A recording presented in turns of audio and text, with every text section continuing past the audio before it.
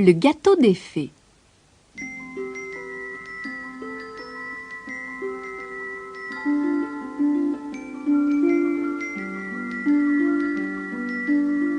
Il était une fois une jeune femme appelée Lucie qui faisait les meilleurs gâteaux du monde. Les fées de son pays, qui étaient très gourmandes, entendirent parler d'elle et l'enlevèrent. Elles l'emmenèrent chez elle et lui demandèrent « Fais-nous un gâteau, un gros gâteau sucré, crémeux, parfumé et moelleux, le meilleur que tu aies jamais fait. » « Mais quand je l'aurai fait, que ferez-vous de moi ?» demanda Lucie. « Nous te changerons en arbre. » « Je ne veux pas être changée en arbre, » pensa Lucie. Elle hésita et dit aux fées, « Je veux bien vous faire un gâteau, mais il me faut de la farine. Allez m'en chercher un sac dans ma cuisine. » Les fées avaient très envie de ce gâteau et elles obéirent aussitôt. En un instant, elles étaient de retour avec la farine. Mais Lucie secoua la tête. « Réfléchissez un peu. Comment faire un gâteau sans œufs?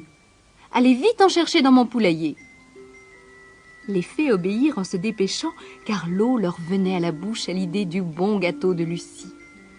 Quand elles revinrent, Lucie les regarda avec un petit sourire. « Oh, j'ai oublié !» s'exclama-t-elle. « Comment faire un gâteau sans sucre? Au lieu de me regarder ainsi, allez vite m'en chercher !»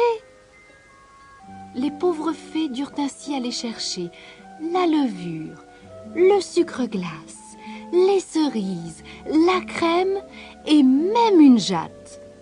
À chaque voyage, elles étaient un peu plus fatiguées et beaucoup plus affamées.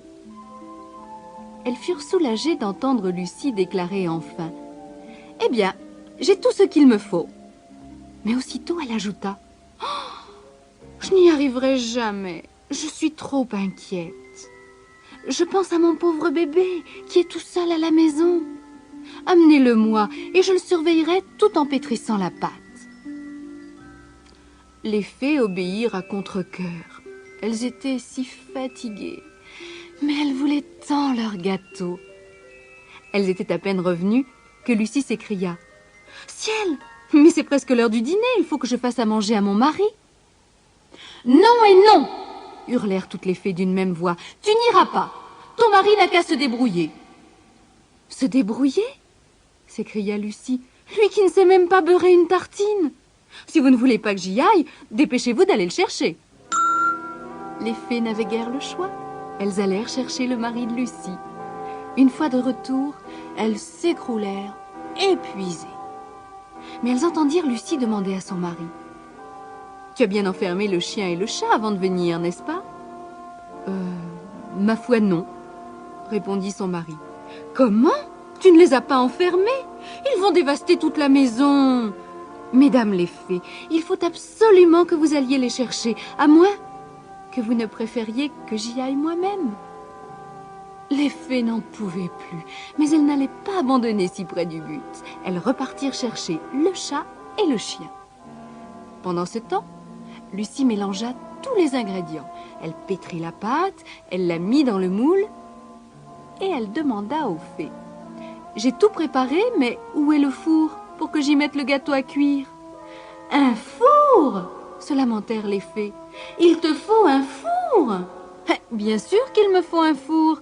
Un gâteau, cela se fait cuire. » Les fées s'étaient à peine envolées que Lucie et son mari se mirent à rire aux éclats. Et ils rirent à nouveau en voyant les fées arriver en vacillant sous le poids du gros fourneau.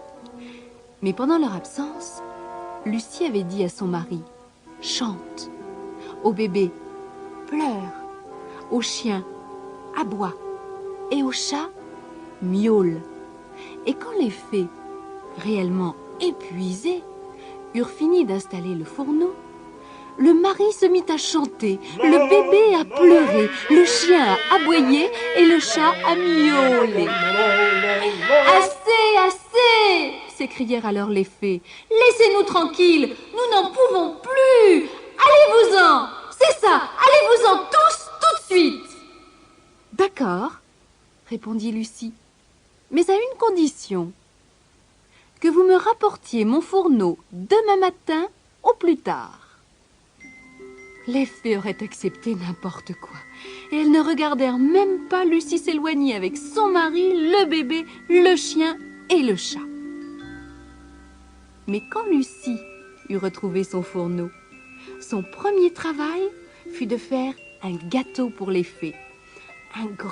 Un gros gâteau sucré, crémeux, parfumé et moelleux, le meilleur qu'elle ait jamais fait.